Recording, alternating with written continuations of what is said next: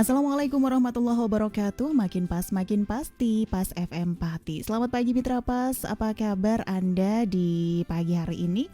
Semoga semuanya tetap diberikan kesehatan ya. Dan Mitra Pas, Amel hadir kali ini di program spesial Halo Bu Bidan, kerjasama Radio Pas FM Pati dengan Stikes Bakti Utama Pati. Dan pagi hari ini saya sudah kedatangan narasumber, ada Ibu Retno Wulan SST Kep MKM. Halo, assalamualaikum, selamat pagi Bu Retno. Waalaikumsalam, selamat pagi Mbak Amel. Sehat ya? Alhamdulillah sehat. Ini aku panggilnya Ibu tapi masih muda banget. Oh ini iya. Gimana? Mbak apa Ibu ini tak panggil? Panggil apa ya namanya? Panggil Bu Retno aja ya. Bulan biasanya Mbak Bulan Amel. ya, bulan aja Oke. ya, nggak apa-apa ya. Oke, dan untuk Anda Mitra Pas yang ingin bergabung, yang ingin bertanya terkait dengan tema kita, pijat bayi teknik tepat manfaat optimal. Oke, Anda bisa SMS ataupun WA di 085277 999101 atau bisa telepon di 0295385 Anda juga bisa bertanya di kolom komentar live fanpage kami di Radio Pas FM Pati 2. Nah, ini untuk mungkin calon ibu atau ibu-ibu muda, Mahmud biasanya ya bilangnya. Atau siapa aja, ini neneknya bisa atau mungkin ayahnya nih, pijat bayi teknik tepat manfaat optimal. Nah, seperti apa ini? Tekniknya seperti apa agar Betul. bisa manfaatnya juga didapatkan oleh bayi? Ini seperti apa ini, Bu? Monggo. Oke, terima kasih Mbak Amel. Jadi saya sangat bahagia sekali karena pada pagi hari ini saya bisa masuk di dalam Pas FM untuk memberikan informasi yang tentunya di masyarakat luas ini sudah biasa dilakukan. Kemudian rutinitas ini juga sering dipahami sebagai salah satu yang digunakan untuk penyembuh. Kadang seperti itu, bayi sakit diajak ke dukun atau ke bidan untuk dipijatkan supaya penyakitnya hilang kayak gitu. Nah, pada pagi hari ini saya akan menjelaskan teori-teori singkat, di mana teori ini nanti ataupun praktek yang akan saya sampaikan bisa untuk dipraktekkan oleh ibu-ibu muda di rumah, pengasuh maupun bahkan ayahnya sendiri kayak gitu ya. Nah, pijat bayi itu apa sih? Pijat bayi ini merupakan pijat di atas permukaan kulit. Tapi kalau pada bayi itu kita sistemnya adalah sentuhan ya, skin to skin. Jadi meraba, kemudian menyentuh. Jadi tidak sama dengan pijat kepada orang dewasa. Kalau pijat orang dewasa itu tentunya pijat terkait pegel ya, pegel pada badannya, kemudian linu. Tapi kalau bayi beda. Maka untuk pijat bayi ini sendiri itu juga harus mempunyai teknik khusus. Makanya kalau misalnya salah teknik, tentunya manfaat yang diambil juga tidak optimal seperti yang judul saya ambil saat temanya ya, Mbak ya. Nah, manfaat pijat bayi. Nah, di saat kita bisa memijat dengan benar, kemudian tekniknya juga tepat, maka pijat bayi ini nanti bisa yang namanya meningkatkan berat badan bayi. Kok bisa sih Bu gitu ya? Karena dalam sistem peredaran darah seorang bayi, kemudian dalam setiap sentuhan yang diberikan oleh ibu itu nanti harapannya akan merangsang suatu hormon, di mana hormon ini nanti bisa merangsang yang namanya keinginan bayi untuk menyusui lebih kuat. Itu yang bayi di bawah 6 bulan. Tapi kalau udah di atas 6 bulan seperti apa? 6 bulan itu bayi sudah mulai untuk mencoba makanan pendamping ASI.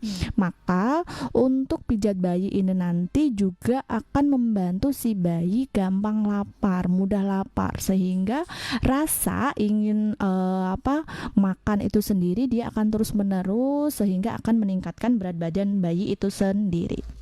Kemudian manfaat yang kedua yaitu meningkatkan pertumbuhan. Pertumbuhan itu 11-12 dengan yang namanya peningkatan berat badan.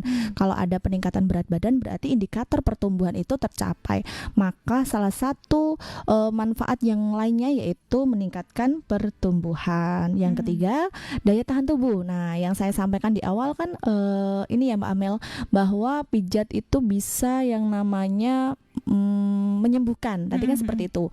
Pada dasarnya pijat bayi itu tidak langsung bisa menyembuhkan. Langsung misal bayinya demam nih, dipijat Bu Bidan Wulan langsung sembuh, itu enggak seperti itu. Sebenarnya pijat itu dia meringankan.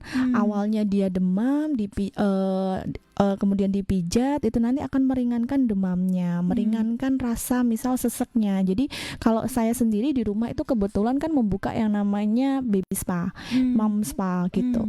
Jadi setiap pasien saya yang datang itu saya sampaikan bahwa pijat itu sebenarnya tidak seperti langsung disebul langsung mari gitu ya kalau bahasa Kayak Jawa. sulap gitu ya. Nah itu ibu-ibu pada seperti itu. Padahal untuk pijat ini juga ada yang namanya keteraturan. Jadi pijatnya harus berapa kali sih? Makanya setiap pasien saya itu saya jelaskan teknik-teknik pijat yang memang bisa dilaksanakan oleh orang tua. Jadi kalau di bidan itu ada 42 teknik pijat. Gitu banyak ya? Iya. Kalau 42 dihafalin sama ibunya nanti salah urat ya, Mbak ya. Gitu Pusing kan. nanti ya. Makanya harus kita batasi supaya ibunya bisa melaksanakan di rumah. Tekniknya juga tepat itu tadi. Mungkin hanya 10 langkah. 10 langkah terdiri dari mana aja sih, Bu? Kaki 2, kemudian tangan, kemudian dada, perut, kemudian daerah punggung, itu aja. Kalau muka itu biasanya Bu bidan harus punya teknik khusus, maka jangan atau hindari pijat muka kalau yang melakukan ibunya sendiri. Nanti bayinya akan rewel nangis, karena setiap bayi itu mesti dia nggak suka kalau dipegang mukanya. Gitu. Dia nggak mau. Kayak kita sendiri lah kalau mukanya dimek-mek gitu kan nggak mau ya Mbak Amel ya. Sama dengan bayi, dia mesti nangis. Kalau saya mijat itu mestinya dari kaki ke arah atas, baru yang terakhir muka. Karena kalau muka nanti dia udah bad mood, udah sulit untuk dipijat itu tadi. Nah itu. Terus manfaat selanjutnya ini yang dicari-cari sama ibu-ibu. Bayi biasanya sulit tidur nggak sih Mbak Amel? Iya, rewel ya biasanya. Rewel. Kalau malam bikin mamahnya nggak tidur. Nah, tujuan dari pijat bayi ini adalah meningkatkan kualitas tidur si bayi. Bayinya jadi gampang untuk istirahat. Setelah dipijat dia nanti mesti akan terlelap tidur. Itu beberapa pasien saya langsung WA, Bu bidan ini udah tidur nih, bayinya habis dipijat dari bulan gitu. Oke, gitu. Itu contohnya. Terus meningkatkan bonding. Nah, bonding ini artinya adalah kedekatan antara ibu dan juga anak. Nah, kalau dipijat Bu bidan, bondingnya gimana, Bu? Ya tetap dapat, tapi berbeda apabila dipijat langsung dengan ibunya. Maka pijat ini perlu sekali dilakukan hampir setelah mandi. Itu bagus. Setelah mandi dipijat tuh bayinya sambil diajak ngobrol. Jadi sebenarnya bayi walaupun dia belum bisa menyampaikan apa maksud mereka, ketika ibu ngajak ngobrol dia akan terbiasa gitu Mbak Amel. Jadi terbiasa inilah yang nanti bayi si A kok pinter ngomong ya, bayi si B nggak pinter ngomong ya. Itu sebenarnya dari stimulus dari ibunya gitu.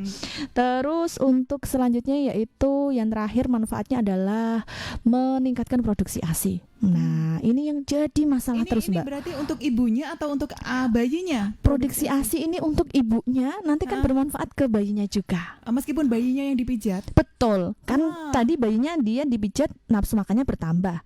Dia otomatis akan sering meminum ASI ibunya. Karena ASI sering kosong, maka ASI di dalam tubuh ibu akan secara otomatis menghasilkan ASI-ASI yang baru dan lebih banyak. Jadi bagi ibu muda nih pesennya bulan ya, karena pasien saya itu mesti sering sekali keluhannya, Bu ini ASI saya kok nggak keluar ya. Saya tanya tuh Mbak ini bayinya disusui? Enggak, didot. Lah gimana caranya keluar? Padahal payudara ibu itu sebenarnya kalau disusui oleh bayinya itu nanti dia akan merangsang hormon-hormon prolaktin kayak gitu. Jadi hormon yang bisa menghasilkan ASI lebih banyak. Jadi kalau ibunya mengeluh ASInya nggak keluar karena bayinya didot, ya itu memang betul sekali. Benar itu tadi Mbak. Gitu Mbak Amel. Menarik sekali Mitra Pas ya pembahasannya di pagi hari ini untuk mungkin calon-calon ibu juga agar lebih lebih paham, lebih tahu lagi seperti itu ya. Nanti biar bisa mijat bayinya seperti apa. Tidak hanya ibu-ibu juga, bapak-bapaknya pun boleh banget. Oke, untuk Anda yang ingin bergabung, kami tunggu Anda bisa SMS ataupun WA di 085277999101. Teleponnya di 0295385877 atau Anda bisa bertanya di kolom komentar live fanpage kami di Radio Pas FM Pati 2. Kita jeda dulu, tetap ngepas di 101 FM Radio Pas Pati, saluran informasi warga Pati. 101 FM Radio Pas Pati, saluran informasi warga Pati. Masih di Halo Bu Bidan Mitra Pas, kerjasama Radio Pas FM Pati dengan Stikes Bakti Utama Pati ya. Dan untuk Anda yang ingin bergabung juga masih kami tunggu. Anda bisa SMS ataupun WA di di 085277999101, teleponnya di 0295385877, atau Anda bisa juga komentar di kolom komentar live fanpage kami Radio Pas FM Pati 2 ya. Dan tadi sudah dijelaskan ini manfaat-manfaat pijat bayi.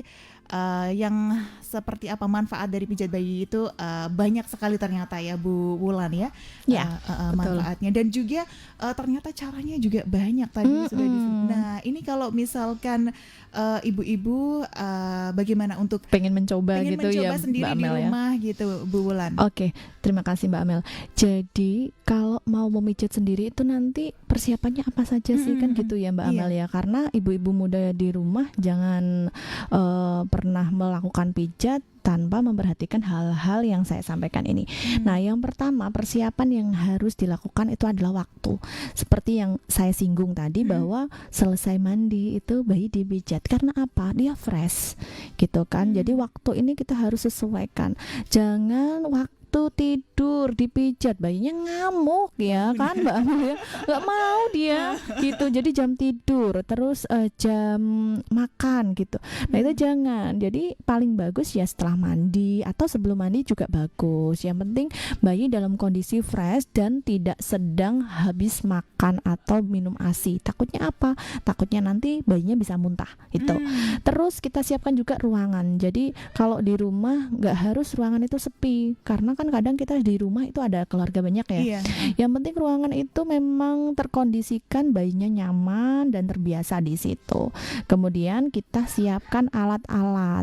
Jadi alat-alat apa sih yang penting untuk pemijatan bayi? Cukup dengan minyak. Minyaknya itu berbagai macam. Bisa nggak sih Bu Wulan? Bisa dong. Yang penting jangan minyak goreng ya. Nanti bayinya kayak dilumuri minyak goreng ya Bun ya. Nah gitu iya. Nanti bahaya jadi glowing. Jadi seperti gorengan nanti. Nah itu hindari. Jadi pakai minyak apa Bu? Minyak-minyak yang memang apa ya namanya, zaitun itu bisa. Saya nggak mau menyebutkan merek ya. Itu banyak tuh yang babyan itu banyak. Jadi nanti ibu-ibu bisa pakai yang itu. Yang penting nggak lengket. Terus kalau dipakai untuk memijat itu nyaman, itu yang penting. Nah itu adalah hal-hal yang perlu diperhatikan ibu-ibu. Yang pertama tadi waktu, ruangan sama alat harus sudah siap. Nah bayinya Bu posisinya apakah bajunya harus dilepas atau enggak ya? Ya iyalah, masa nggak dilepas? Dilepasnya tapi pada bagian yang dipijat. Jadi jangan langsung ditelanjangi, nggak dipakein celana dalam. Nanti kalau pipis yang laki-laki langsung mancur tuh ya Mbak Amel ya. Maka dipakai celana dalam. Dipijatlah bagian-bagian yang memang bisa dipijat saat itu. Misalnya kaki, katanya Bulan kan harus kaki dulu. Tapi kalau bayinya rewel gitu, misal nggak nyaman, jangan dipaksa Bun. Jadi kita harus sesuaikan kondisi bayi. Oh ternyata bayinya pengennya duduk, ya udah kita ajak duduk, kita pijat dulu bagian yang bisa tergapai oleh tangan kita. Betul, tangan dulu, punggung dulu. Sama kayak Bulan kalau dengan pasien, saya tuh kalau mijat bayi nggak pernah bikin bayi nangis. Itu. Tapi kalau ada bayi yang saya pijat pertama kali langsung nangis, mesti saya tanya Mbak Amel, apa coba Mbak? Ini pernah dibawa ke dukun? Mesti jawabannya iya. Ini berpengaruh ini. Berpengaruh karena kalau mohon maaf ya, kalau dukun tuh mijit langsung dia tuh, anak saya sendiri kalau ibu saya nggak percaya sendiri dengan anaknya kadang itu fotonya dibawa ke, padahal anak saya sendiri dibawa ke dukun pijat, dipaksa tuh nangis, anak saya jadi trauma. Sampai saya akhirnya kasih pengertian sama ibu saya, setelah itu mengerti beliaunya gitu. Jadi kalau sudah dengan dukun maka tantangan terberat buat saya. Jadi saya harus memulai sejak awal untuk psikis dengan bayi tersebut, komunikasi. Agak lama Bulan, ya agak lama, karena memang kalau pijat bayi kita harus bisa menyamakan perasaan antara bayi dan saya sebagai pemijat. Sama halnya dengan ibu juga harus merasakan bayinya ini kelihatannya terpaksa nggak ya, nah gitu. Kalau misalnya tangannya nggak bisa dipijat, bagian mana dulu ya gitu. Pokoknya intinya jangan dipaksa. Kita aja kalau dipaksa nggak mau kok, masa bayi dipaksa. Nah, berarti ada sisi-sisi traumanya atau bagaimana untuk bayi? Iya, ada sisi trauma. Jadi dia kalau melihat orang udah megang tangannya, kalau udah pernah dipijat di sebelumnya itu mesti nangis. Tapi kalau udah terbiasa dengan pegang saya sejak pertama, kedua ketemu saya happy dia senyum happy gitu, karena tahu bahwa oh Bu ini yang kemarin mijat saya aman nih, nggak sakit gitu, nggak dipaksa, dia senang gitu. Itu ya Bun ya. Itu yang kita harus perhatikan. Terus yang kedua, saya ingin menyampaikan informasi terkait bagaimana kondisi tangan. Nah, bunda-bunda kadang tuh tangannya kukunya panjang-panjang ya Mbak Amel. Nah, itu diusahakan jangan kukunya panjang bagi yang mau memijat. Nanti takutnya luka bayinya, malah jeleret kabeh Mbak Amel ya. Itu. Terus memaksa anak tadi sudah saya sampaikan, tergesa-gesa. Waduh, saya katanya bulan itu mijat harus setelah selesai mandi. Nah, ini saya mau pergi nih, tergesa-gesa. Nah, itu nggak boleh ya Bun ya, harus nyaman. Pokoknya intinya bayi itu akan merasakan apa yang kita rasakan gitu. Terus mungkin musik, menyetel musik biar kayak di YouTube ada musik santai. Wah, disetel yang keras dangdut gitu. Nah, itu nggak boleh. Nanti bayinya jadi ikut yang apa namanya ya, nggak nyaman juga gitu.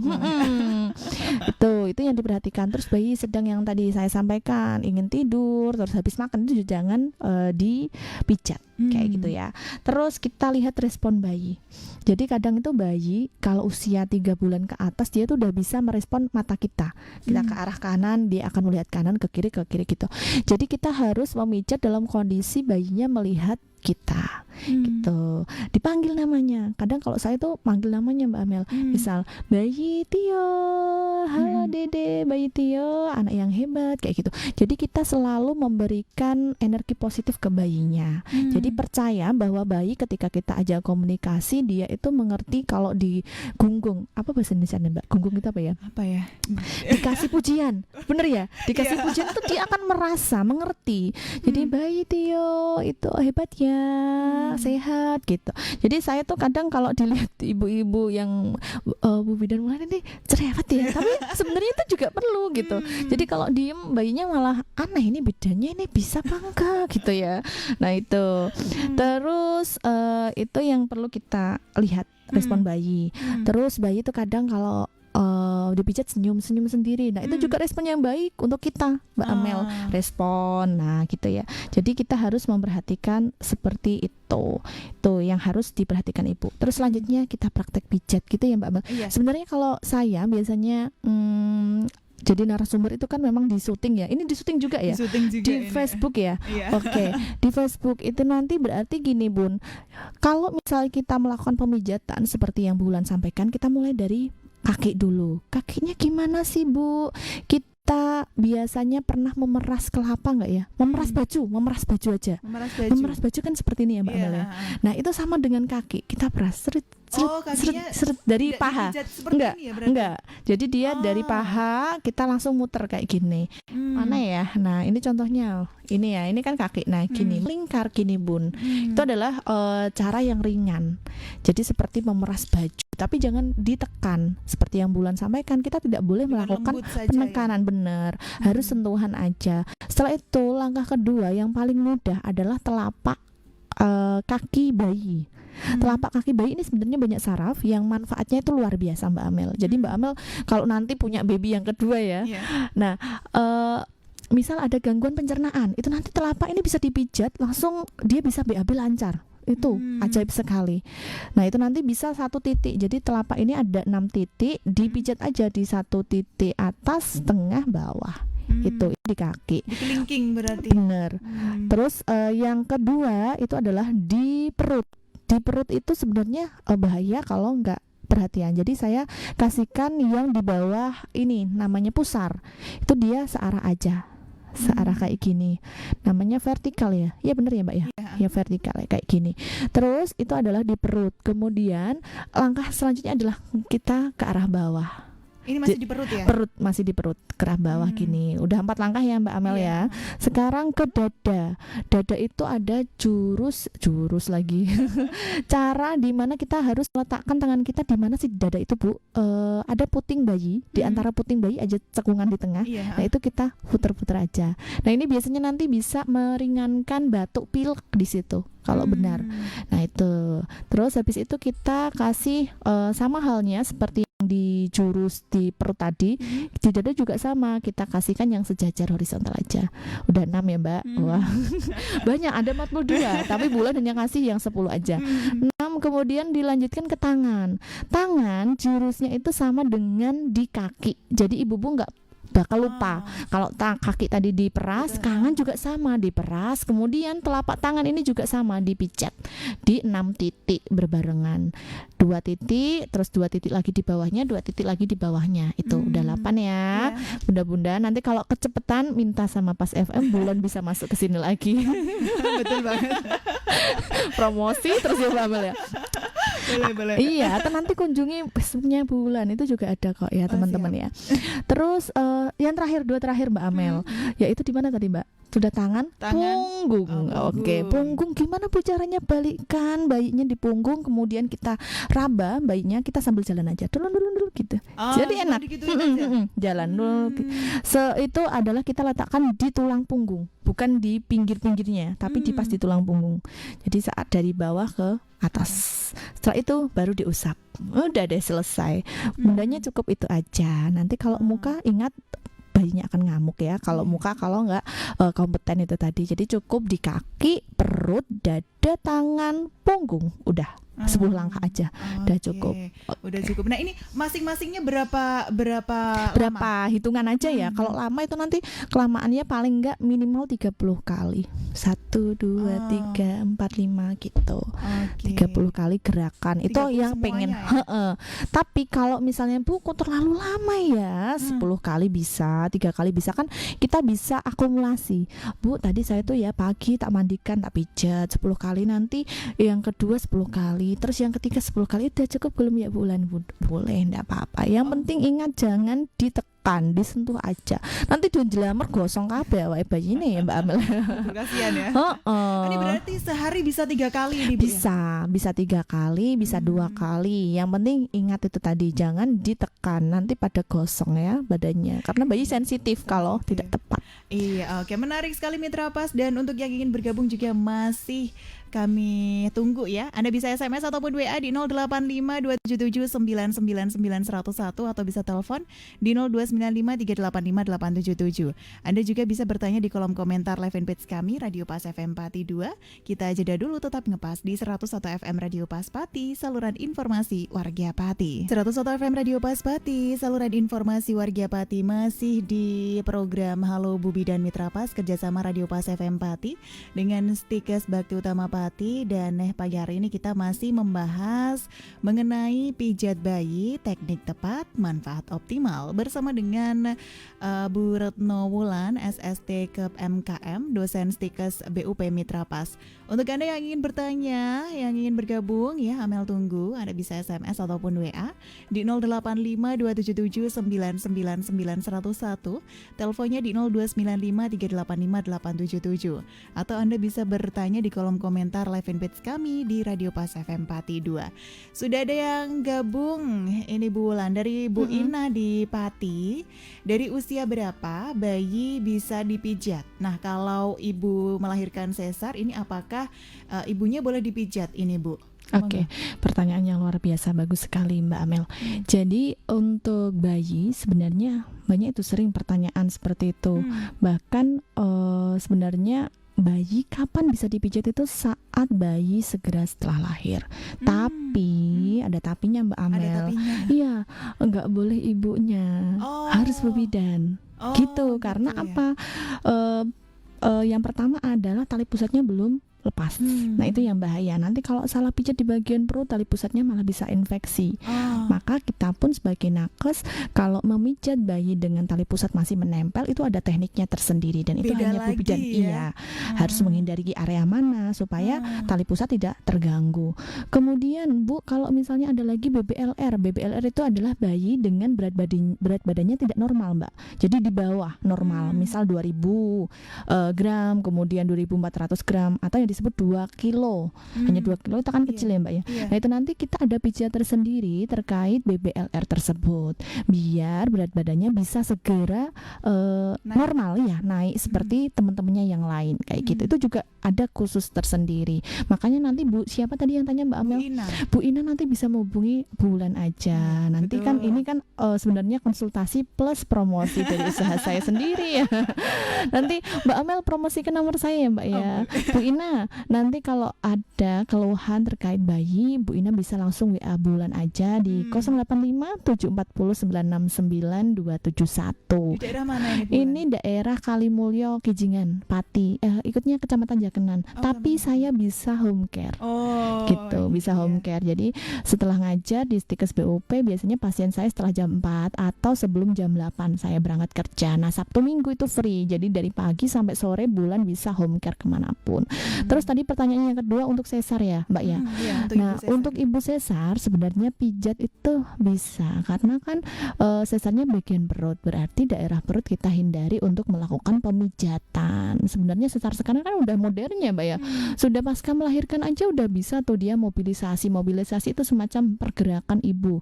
Jadi boleh miring kanan, miring ke kiri, itu malah lebih bagus gitu. Jangan ibu yang pasca sesar malah tiduran aja, itu malah nggak bagus. Jadi pemijatan itu bisa sesegera mungkin, sama dengan bayi tadi juga bisa sesegera mungkin, asalkan sebelum usia 1 bulan harus dipegang oleh Bu Bidan.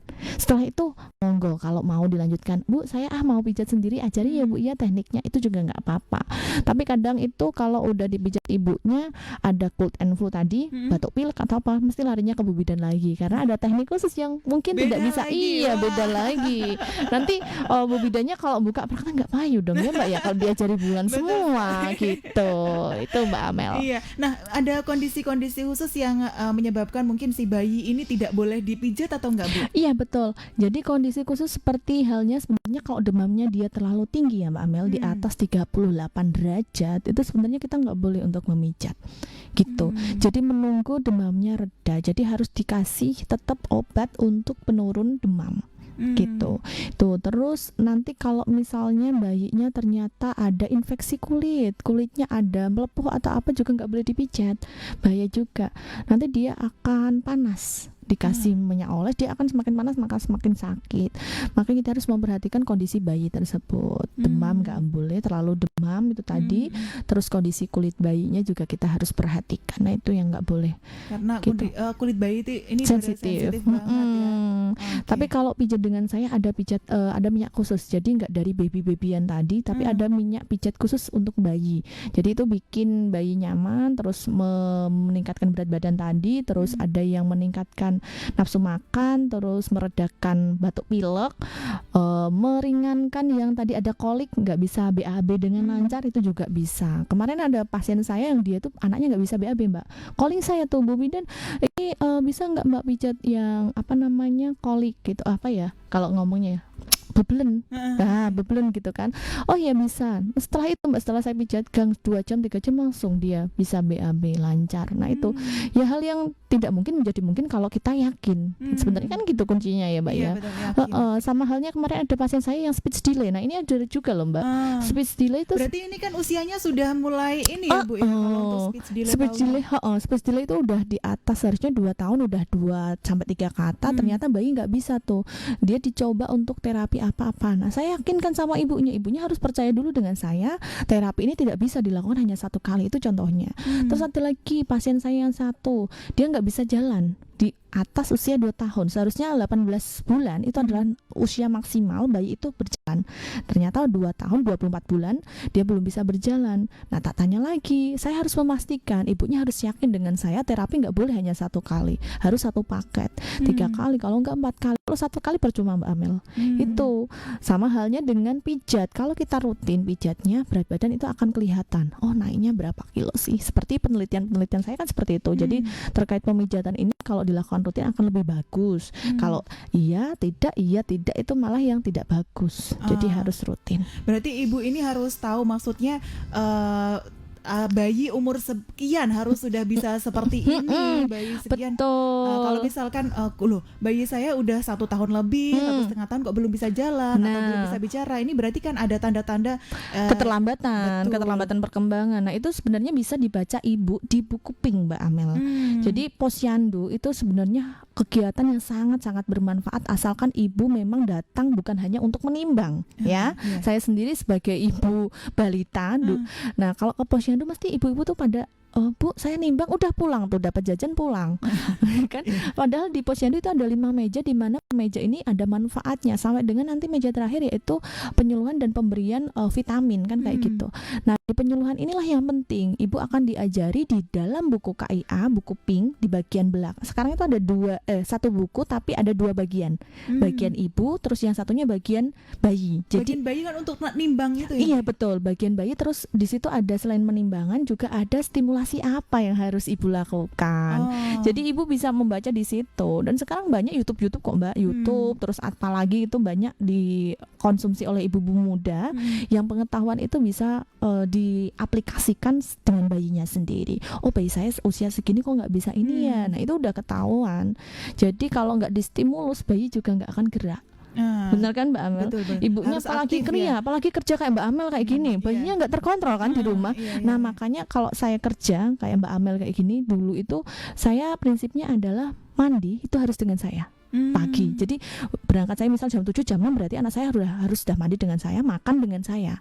Itu prinsip saya. Tapi kalau sore ini kadang saya nggak bisa. Karena kadang sore itu kan waktunya ini ya masih kerja. Betul. Sore itu kita kan jam kerjanya sampai jam 4. Bayi kalau didusi jam 4 dimandikan ya. Nah, itu mesti mbah-mbahnya udah cerewet tuh. Apa ya namanya ya Mbak ya? Pamali atau apa gitu ya. Itu harus tengah sudah dimandikan. Nah, itu kadang kita close-nya itu. Yang penting intinya sarapan sama mandi pagi harus sama ibu, termasuk pijat itu tadi, bondingnya ada. Oke, ini sudah ada yang gabung lagi Bu. Assalamualaikum Bu Bidan. Ini ada Mbak Rahma di Pamotan. Bu, bolehkah ibu hamil dipijat mbah dukun bayi? Misalnya perutnya nih dibenerin. Kalau di desa itu kok sering seperti itu ya. Aduh, gemes saya nih. Di apa ya? Kayak ungkrak. Posisinya itu ya katanya ya. Ini sekalian ya. Saya tuh gemes juga ya kadang itu. Banyak kasus nih Mbak Amel yang diungkrak, bukan dalam artian saya menjelek-jelekan satu profesi ya, cuman memang kadang kalau salah itu bisa fatal. Ada kemarin itu tetangga saya yang dia itu hamil tua, bayinya udah sehat, DJJ itu kayak detak jantungnya itu udah ada normal, dipijat, diungkrak kayak itu tadi, meninggal gara-gara apa? Kelilit tali pusat lehernya. Jadi kalau leher bayi udah kelilit di dalam perut, kan tadi bayinya awalnya kepalanya di atas, terus diubengke jadi ke bawah, dia akhirnya kelilit kan, meninggal di dalam kan, gitu. Itu yang bahaya. Terus caranya gimana Bu supaya nanti mapan? Ini saya contohkan simpel. Bulan itu dulu 24 bulan lagi minggu hamil itu saya posisi anak saya sungsang Mbak. Nah, itu padahal saya ajak riwa-riwi ke Solo terus Mbak, kuliah kan, naik motor loh. Sungsang terus, kepalanya itu ada di atas terus, mungkin dia pusing ya. Jadi dia kayak duduk aja gitu kan. 24 bulan saya USG lagi, usia 30 minggu, saya USG sungsang lagi. Nah, frustasi kan Mbak, ibu saya udah bilang ini dipijat aja, kan nggak mau. Ada satu teknik di mana kita bisa merubah posisi, yaitu teknik kita adalah sujud. Kalau di Islam kan sujud ya, kalau di non Muslim sujud juga bisa. Tapi 10 menit dipetah-petahke Mbak, 10 menit dipetah-petahke. Saya juga kadang berpikir gini, gue kelilit tali pusat, walaupun dia ngubeng dewe ya Mbak, yang ngubeng sendiri. Kadang itu kan tali pusat kita nggak bisa terkontrol. Saya juga takut sebenarnya. Terus saya sambil komunikasi. Nah, kembali ke komunikasi. Jadi ibu hamil kalau ada keluhan di perutnya, apakah perlu Bu dipijat? Jangan dipijat. Kalaupun saya memijat ibu hamil trimester 3 atau hamil tua, itu pun di bagian perut tidak saya ubeng-ubengke. Saya hanya mengumpulkan di tengah. Gitu aja Mbak. Sama saya palpasi itu meraba, ini kepalanya udah masuk panggul atau belum. Kalau belum masuk panggul, saya sarankan sujud dengan lama, 10 menit diganjel bantal gitu. Jangan pernah yoga pakai jimbol kalau kepalanya masih di atas. Nanti kalau bokong udah masuk ke panggul, dia akan sulit muter. Gitu. Jadi pastikan dulu kepala udah di bawah, baru nanti yoga dengan jimbol. Nah, itu urut-urutannya. Tapi kadang kita tuh kebalik ya Mbak ya. Kepala belum di bawah. Atau mungkin karena trennya saja Bu. Iya, karena trennya itu kadang ibu-ibu muda seperti itu. Ya, pesan saya dari yang tanya tadi, jangan pijat ya ibu hamil. Maksudnya jangan pijat bagian perut di diuter-uter kayak. Kalau pijat biasa boleh, asalkan jangan memijat yang bikin kontraksi atau kenceng-kenceng. Nah itu juga ada ilmunya Mbak. Nantilah next tema ya. Ini Jadi kalau kesini lagi ya. ini saya geli nih kalau ada sampai mana-mana nanti ibu hamil itu trimester 1, 2 boleh nggak sih ibu dipijat? Boleh, asalkan jangan titik-titik yang bikin kenceng. Habis dipijat bulan nanti kenceng-kenceng lahirno malah Mbak bahaya nih kan Mbak ya. Nah itu jadi titik-titik mana sih yang nggak boleh dipijat saat ibu hamil. Beda lagi kalau ibu hamil mau melahirkan dengan cepat. Bulan saya mau nih melahirkan dengan cepat, ini udah waktunya kok nggak ada tanda-tandanya. Nah itu saya bisa datang terus saya akan pijat titik-titik yang bikin kontraksi. Nah itu beda lagi. Makanya ilmu pemijatan tuh luas Mbak Amel. Jadi tidak serta-merta semuanya dipijat kayak gini semua, enggak bisa. Tetap harus sesuai dengan prosedur. Keluhannya apa, pijatnya apa gitu. Oke, menarik sekali. Dan ini sudah ada yang gabung lagi, ini dari siapa ini? Pak Darwinto. Ini bapak-bapak ya. Iya. Kalau panas bayi mesti dibawa ke dukun pijat. Pijat panasnya turun itu gimana ini maksudnya? Kalau bayi kok ada kayak gitu ya mungkin ya? Dukun pijat mungkin seperti itu ya. Kadang itu kayak semacam ini Mbak, apa ya, psikis ya. Kayak saya kalau berobat di X itu mesti sembuh. Dengan si Y nggak sembuh. Ya kan Mbak, nah itu psikis. Sama halnya dengan ibu. Kalau misalnya bayi saya itu panas, kalau nggak dipijat dengan si X ini nggak bisa turun. Nah itu akan mindset itu akan terbaca oleh bayi, gitu. Jadi sebenarnya itu mindset lagi Mbak. Oh ya harus di sana nih, kalau nggak di sana nggak sembuh. Ini cerita gitu lucu Mbak. Saya di rumah itu kan suami saya kebetulan perawat juga ya. Saya kan bidan. Ada pasien yang biasanya sama suami saya, tak pegang saya, obatnya sama, nggak sembuh. Nelfon saya lagi, Mbak Ulan ini ada nggak sih suaminya ini? Oh iya ada Mbak. Ya Mbak konreni Mbak gitu kan. Terus suami saya, wes Pak kasih obat ini. Podo gini. Mari Mbak, kan aneh, ya kan? Ya aneh lucu. Nah itu contoh simpelnya. Obatnya satu kotak dengan mereknya sama, dikasih sama saya nggak sembuh, dikasih suami saya sembuh. Kan lucu gitu intinya. Ada modelan seperti itu ya. Lucu aneh-aneh. Jadi psikis itu memang mempengaruhi Mbak Amel. Gitu. Oke, menarik sekali. Tapi ini waktunya Bu. Aduh iya ya. Dapat sekali 1 jam nggak kerasa ya Bu. Pengennya nambah lagi betul. Nanti undang-undang lagi Mbak Amel. Boleh banget. Oke.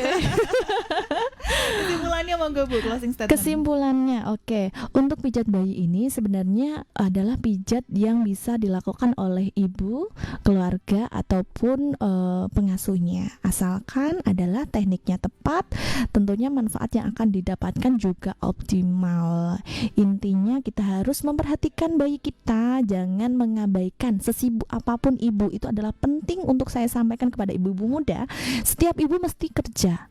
Setiap ibu ada juga yang di rumah 24 jam. Tapi kadang yang 24 jam ini stimulasinya juga tidak optimal karena pekerjaan yang lain. Tapi jangan berpikiran bahwa ibu bekerja tidak bisa menstimulus bayinya.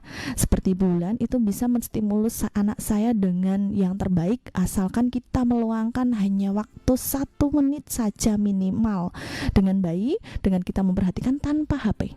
Oke, tanpa HP kita perhatikan bayi kita, tentunya bayi akan tumbuh dengan optimal. Itu pesan saya Mbak Amel. Itu aja buat ibu-ibu ya. HP-nya ditinggalkan dulu 1 menit, ngobrol dengan anaknya. Jangan ngobrol dengan TikTok terus gitu ya. Oke, kita aja Mbak Amel. Terima kasih. Sama-sama, terima kasih Bu Ulan untuk waktunya pagi hari ini. Dan demikian tadi Mitra Pas pembahasan kita terkait dengan pijat bayi, teknik tepat, manfaat optimal. Terima kasih Bu Ulan. Assalamualaikum warahmatullahi wabarakatuh. Bersama-sama. Waalaikumsalam warahmatullahi wabarakatuh. Selamat pagi Mbak Amel dan semuanya. Selamat pagi. Terima kasih juga untuk Anda Mitra Pas yang sudah setia mengikuti program ini sampai akhir. Amel dan juga seluruh kerabat kerja yang bertugas pamit undur diri. Akhir kata, informasi Pas FM pasti. Wassalamualaikum warahmatullahi wabarakatuh.